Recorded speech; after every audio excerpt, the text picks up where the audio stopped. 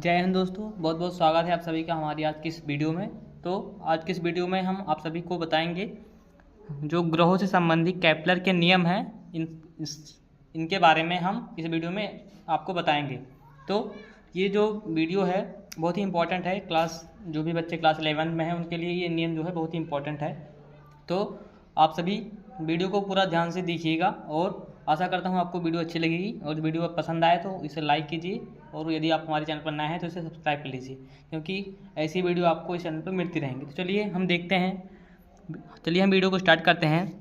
नियम क्या है हमारा? ग्रहों से संबंधित केपलर के नियम, यानी कि जो केपलर नामक एक वैज्ञानिक थे, उन्होंने ग्रहों से संबंधित कुछ नियम दिए थे, उन्हीं को हम आपको इस वीडियो में बताएंगे। उन्होंने ग्रहों से संबंधित पहला नियम दिया था, फर्स्ट लॉ, यानी जो पहला नियम था उन्होंने दिया था कि प्रत्येक ग्रह सूर्य के चारों ओर दीर्घवृत्ताकार कक्षा में परिक्रमण करते हैं तथा सूर्य कक्षा के एक फोकस पर स्थित होता है। ये इनका पहला नियम था।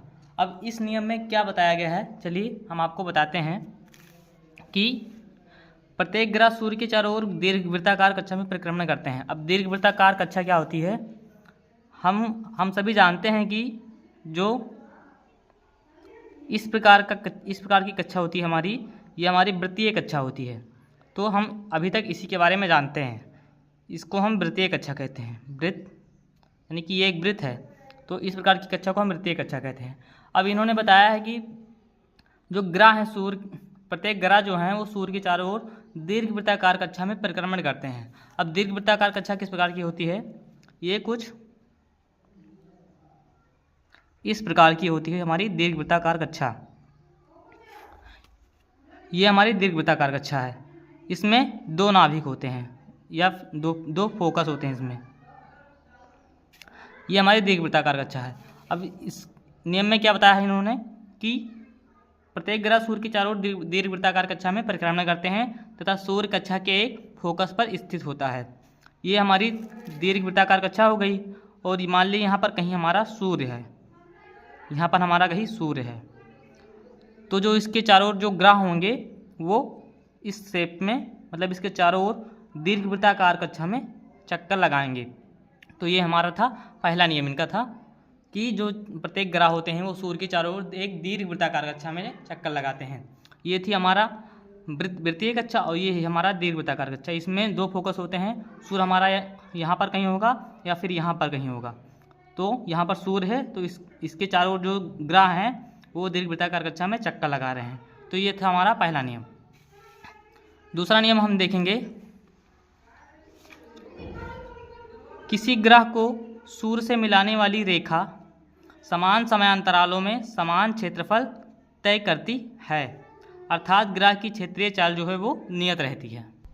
तो ये इनका सेकंड नियम था।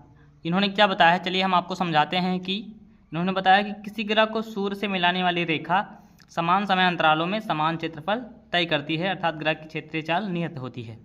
चलिए हम आपको समझाते हैं। ये हमारा एक दीर्घवृत्ताकार कक्षा है, ये हमारा सूर्य है, ये इसका दूसरा फोकस है। तो इन्होंने क्या बताया है, मान लीजिए यहाँ पर हमारा कोई उपग्रह है या फिर ग्रह है, मान लीजिए ग्रह है हमारा। अब इन्होंने बताया है कि ये सूर्य के चारों ओर, मान लीजिए ये टी समय में यहाँ पर पहुँच गई। कितने समय में? टी समय में। ये यहाँ पर, ये यहाँ से चलकर यहाँ पर पहुँच गया। तो जो इसने क्षेत्रफल, पहले यहाँ पर हम एक काल्पनिक रेखा खींच लेते हैं और यहाँ से यहाँ से और यहाँ तक जाने में इसके बीच जो इसने क्षेत्रफल तय किया वो टी समय में किया। यानी कि यहाँ पर हमारा उपग्रह था और वो ये टी समय बाद चलकर यहाँ पर आ गया। तो जो इसने क्षेत्रफल तय किया वो टी समय में किया। अब इसी प्रकार हम एक दूसरा एग्जाम्पल से आपको समझाते हैं। मान लीजिए हमारा सूर्य है और ये उपग्रह यहाँ पर था। अब यहाँ से चलकर ये यहाँ पर कहीं आ गया, यानी कि यहाँ से चलकर यहाँ पर आ गया। तो जो इसने समय लिया है, ये मान लीजिए टी समय, यानी कि उसी समय अंतराल में उतना ही समय लेकर ये यहाँ से यहाँ पर आएगा। जितना समय जहाँ पर ये पहले अपनी प्रारंभिक स्थिति में था, यहाँ से चलकर ये इस स्थान पर आया, तो जितना समय यहाँ पर लिया था उतना समय यहाँ पर भी इसने लिया। तो जो ये क्षेत्रफल होगा, जितना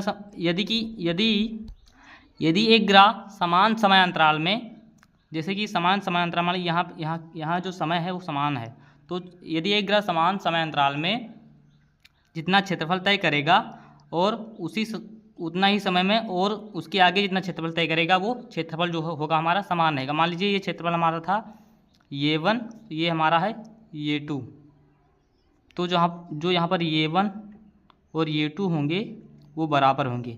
यदि इसने इतना समय यहाँ पर, जितना समय इसने यहाँ लिया था, इतना ही समय बाद ये यहाँ से चलकर यहाँ आ गया, यदि समय बराबर है, यहाँ पर जो समय बराबर हैं, तो हमारा जो क्षेत्रफल होगा उसने तय किया वो बराबर होगा। आई होप आपको समझ में आया होगा।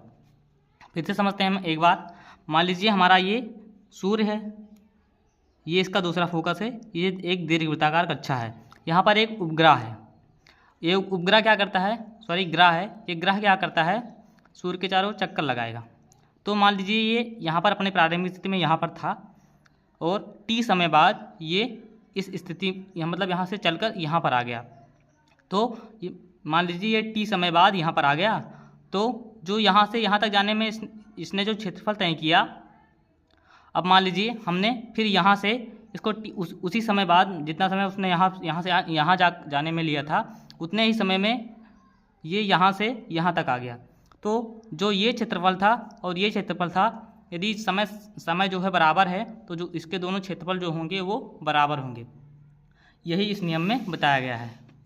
चलिए नियम हम देखते हैं। किसी ग्रह को सूर्य से मिलाने वाली रेखा समान समयांतरालों में समान क्षेत्रफल तय करती है, अर्थात ग्रह की क्षेत्रीय चाल जो है वो नियत रहती है। ये हमारा दूसरा नियम था। आई होप आपको अच्छे से समझ में आया होगा।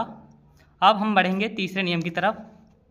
तीसरा नियम इन्होंने दिया था, तीसरा नियम है हमारा, किसी भी ग्रह का सूर्य के परिक्रमण काल का वर्ग उसकी दीर्घवृत्ताकार कक्षा के अर्ध दीर्घ अक्ष की तृतीय घात के अनुक्रमानुपाती होता है।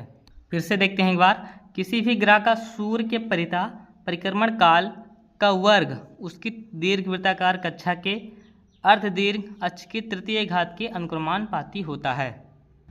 यानी कि जो टी होता है परिक्रमण काल का वर्ग, इसमें कहा गया परिक्रमण काल का वर्ग जो टी स्क्वायर होगा वो हमारा ये क्यूब के अनुक्रमानुपाती होगा। ये इस नियम में बताया गया है। चलिए हम आपको समझाते हैं। इस नियम में क्या बताया गया है कि यदि कोई ग्रह है सूर्य के चारों ओर चक्कर लगाता है, मान लीजिए हमारा सूर्य है, ये हमारा कोई ग्रह है, यदि कोई ग्रह सूर्य के चारों ओर चक्कर लगाता है इस प्रकार से, तो उसका कुछ ना कुछ आवर्तकाल होगा, यानी समय होगा, यानी कुछ ना कुछ समय में वो चक्कर लगाएगा ना, ये तो फिक्स है। तो जो समय होता है, जितना समय वो लगाएगा उसका वर्ग, मान लीजिए यहाँ से जो ग्रह है उसकी दूरी यहाँ से जो है ये है, तो जो ये समय लगाएगा उसका वर्ग इस दूरी के यानी दीर्घ अक्ष के तृतीय घात के अनुक्रमानुपाती होगा, यानी कि ये के क्यूब होगा, ये का क्यूब। यानी कि यदि कोई ग्रह सूर्य के चारों ओर चक्कर लगाता है तो जो उसका आवर्तकाल t होगा उसका वर्ग उसके दीर्घ अक्ष के तृतीय घात के अनुक्रमानुपाती होगा। तो यही था हमारा तीसरा नियम केपलर का। आई होप आपको सभी नियम अच्छे से समझ में आए होंगे। यदि वीडियो अच्छी लगी हो तो लाइक कीजिए और शेयर कीजिए, तथा यदि आप हमारे चैनल पर नए हो तो इसे सब्सक्राइब कर लीजिए। धन्यवाद। मिलते हैं हम अगली नेक्स्ट वीडियो में।